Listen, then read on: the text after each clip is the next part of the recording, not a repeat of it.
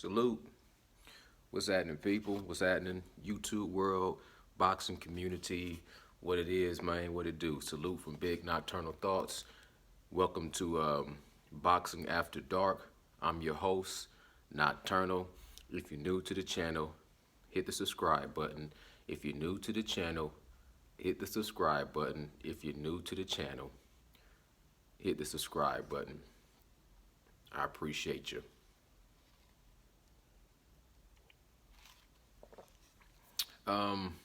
Real quick video. I watched a little interview.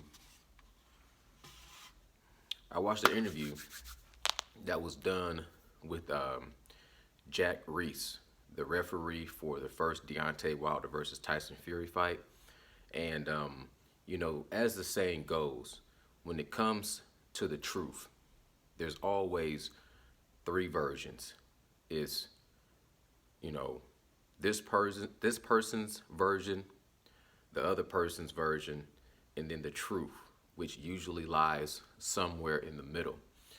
So in this particular case, the third man in the ring, I was really interested in his point of view, literally. And I found that his interview was quite informative. And I have to say that I watched it over. I watched it maybe three or four times. And, I stand in agreement with his decision and his analysis of the fight. Some people, were in disagreement with his count and with, the way he handled Tyson Fury. Walk to the left, walk to the right, come back. Are you ready to fight? So on and so forth. Now, I didn't have a problem with that. Like you said, in that fight, you really didn't see him except for two times in the fight, and he stayed out the way. You seen him in the ninth round when Tyson Fury got knocked down. You seen him in the 12th round when Tyson Fury got knocked down.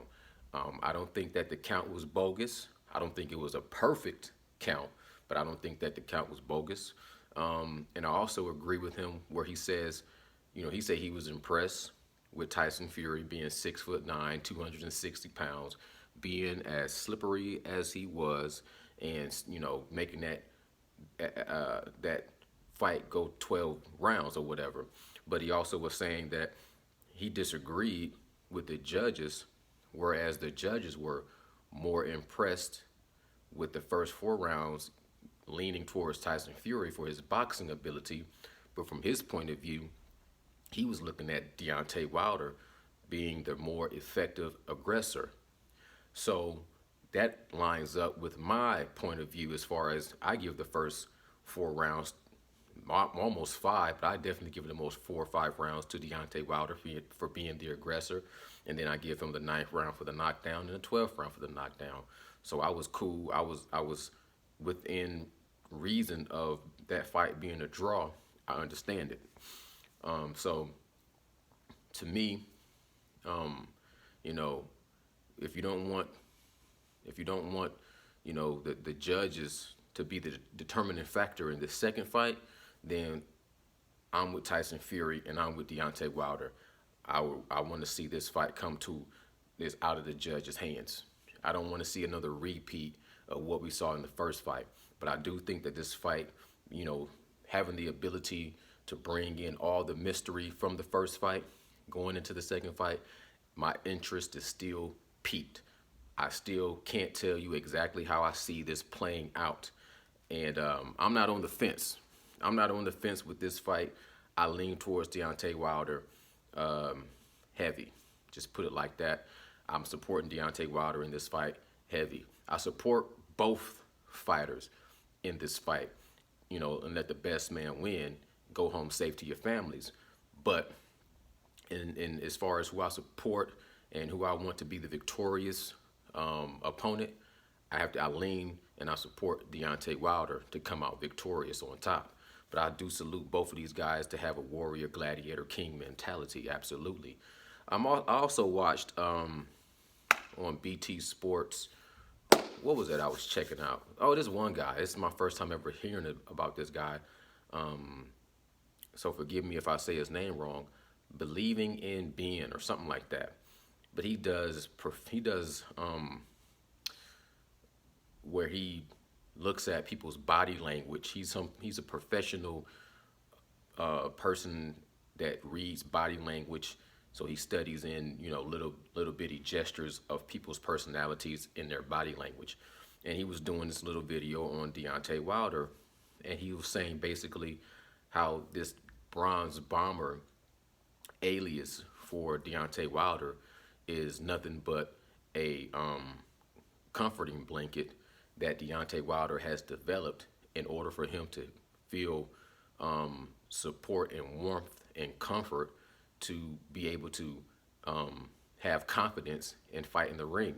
His video was dope. I'm not going to lie, very informative. He went down the list of a few guys like, Jake LaMotta and Sugar Ray Robinson and the Raging Bull and who else? Iron Mike Tyson and Roberto Duran, the fist of, what was his name? The Hands of Stone, Roberto Duran. He was basically saying how nicknames, can create this sort of persona that intimidates your opponent, but also since it's a structure that has been built up, your opponent can use that structure to be torn down. But I also found overall that the video was trying to discredit Deontay Wilder's character and persona. The title of the video was Deontay Wilder, King or Coward, and kind of was saying that Deontay Wilder shows some characteristics of being a coward, and he uses the bronze bomber as a self-confidence builder, and that's fodder for his opponent to be able, or not fodder, that's not a good word, but that's arsenal for his opponent to be able to use against him, which I did see a little bit in the first fight with Tyson Fury and Deontay Wilder. A lot of people were saying, Tyson Fury was living rent free and soaking up all the AC in Deontay Wilder. And then some people that's Deontay Wilder fans after the fight was saying ever since then Tyson Fury has allowed to Deontay Wilder to live rent and space free in Tyson Fury's mind and soaking up all the AC. So you even heard Tyson Fury kind of cover that a little bit in their conference where Tyson Fury was saying, I've been living rent free in Deontay Wilder's head. And then he kind of went back and said, but people say that, but I really don't believe in that. Really, it only matters what happens in the ring in the fight night. Here's what I think about it. I feel like you can get in somebody's mind. You can get in somebody's mental. But based off of what I'm seeing in the first fight and the second fight, not the actual second fight because the second fight hasn't happened yet, but the lead up to the second fight, I think that Deontay Wilder diffused a lot of the antics from Tyson Fury that led up to the first fight. I think that Tyson Fury was able to play mind games, get inside the head of Deontay Wilder and take him off of his A game and had him off of his square and had him a little bit more reckless, a little bit more wild. And I say that to say this. Even with that being said, taking Deontay Wilder off of his A game, I would even say putting him to his C game. His C game still allowed Deontay Wilder to put Tyson Fury on his backside 2 times. In the second fight, leading up to the second fight, to me, Deontay Wilder did a much better job to stay focused mentally. And I don't want to say that he's gotten inside of Tyson's Fury mind, but I feel like Tyson Fury, I remember, watching the sit down with John Fury and David Haye and, Paulie Malignaggi, and John Fury was saying, how we know that this is going to be a great fight is because we're not getting a lot of back and forth between these guys. There's almost the calm before the storm, I don't think that's necessarily Tyson's Fury game to have a calm before the storm. I feel like Tyson Fury is naturally a more of a chaotic person that needs to have both guys like to have a little bit of chaos, but I think Tyson Fury thrives off of using his personality to throw off his opponents. You know, when you're coming across as more of a jester, not a jester, is that the word? A jokester. When you're jovial and you have this big persona that's more cartoonish and people don't take you as serious versus Deontay Wilder has the mean mug on his face and he's dead ass. So I think Tyson Fury uses that jokester, the clown in the room, the jester in the room to throw his opponents off. But when he comes into the ring fight night, he's 100% serious, ready to take care of business. So I don't believe that that calm before the storm is going to work in the favor of Tyson Fury. I think the calm before the storm works in the favor of Deontay Wilder. You talk about reading body language and things like that. I remember watching, Mike Tyson, Iron Mike Tyson, where he said he would know whether or not he had his opponent defeated just based off the stare down alone. Where he could look and get into his opponent's mind and have them so intimidated before they threw their first punch, he knew that his opponent was already defeated. If you look at the final stare down between Deontay Wilder and Tyson Fury in the first fight, you can see the energy that both guys use. Tyson Fury was bouncing, was on his toes, and was shaking everything out, getting loose. Chaos. He needs things to be moving around. He needs things to be sporadic and erratic, and he needs things to be out of control. Deontay Wilder is more postured, and Deontay Wilder, before the fight, he's still, he's stoic, he's calm. And then when the bell goes off, then he's ready to blaze. Then he's ready to open up the dragon's mouth and flame. So, I feel like the lead up to the second fight was just better for Deontay Wilder he had more dominance. I didn't see where he was showing, cracks. John Fury was saying that I think that Deontay Wilder will crack once the pressure is on him. That's yet to be seen. But I don't feel like Deontay Wilder has the type of mentality that necessarily cracks. I don't think either one of these guys has the personality that's fragile. I think both of these guys are, 100% solid, and it's going to take something not of this earth to actually break their will and break their spirits and break their mentality. I don't see that happening for either one of these guys. I don't see a break. And that's what I'm saying with Deontay Wilder. It's not that he breaks people mentally. I think Deontay Wilder really has this ability to kill people in the ring. That goes back to what this guy was saying about this persona that Deontay Wilder has. This bronze bomber is just a comfort blanket.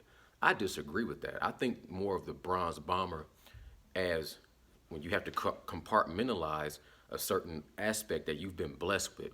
I think Deontay Wilder literally has the power that he's been blessed with physically, that he can hit somebody and kill somebody. I don't necessarily think that he enjoys having that power where you can kill someone with one punch. That is a very, very heavy burden to bear when you have been, you follow your journey, and your journey has led you into being a boxer, and you just so happen to have the ability to hit somebody one time and kill them, literally kill them in the ring. You have to live with that responsibility. You have to live with that sport as a gladiator. You have to take that with you in the ring. And I feel like that's a very heavy burden for just somebody to have on their psychosis, to know they have the ability to kill someone. And to unlock that potential to do it, everybody has some kind of a alter ego in the fight game. In the street game is what made me really think about. In the criminal street game, most people have an alias because in order to live a street life, you have to do some dirty deeds. You have to do some, some criminal activity. And for that not to be on your conscience, usually you have a secondary name to when you in the streets. This is my street mentality, and it usually has a different name. Like if you watch one of my favorite movies, with Al Pacino and Johnny Depp. What was that called? Donnie Brasco. He was an undercover cop. Johnny Depp was an undercover cop playing Donnie Brasco. I think his real name was Joey something, but Al Pacino had like 6, 7 different nicknames. He was just a professional hitman, but it was Lefty. He had Horsecock, Lefty Halfcock. People just called him Lefty, but he had a long list of aliases, just like Sonny Black, Sonny Red, all these nicknames because these people have a different mentality when they're performing criminal activity. Because that's a heavy burden. You got to go back home to your wife and kids. And you can't just be a gangster and a killer every day of your life all day. Just like as a boxer, as a fighter, and you have the ability to literally kill somebody in the ring with one punch. The Bronze Bomber gives him the ability to allow himself to perform at that high level to where he might have to kill somebody in the ring. I don't think the Bronze Bomber is just some comfort blanket that he's used to be able to, have the courage to fight. I think the Bronze Bomber is something that helps him bear the load, helps him deal with the fact that he has this kind of power that could actually hurt somebody. Anyways, you be the judge. You let me know. Well, you can't be the judge. I'm sorry. I'm sorry. I'm giving you too much power. You give me your point of view. Give me your ideas and your opinion on the situation. How do you feel about it? And then whatever else you want to talk about, I'm all ears. Nocturnal Thoughts. Welcome to Boxing After Dark. I'm your host, Big Nocturnal. I salute. New to the channel, hit the subscribe button. Peace. I'm out.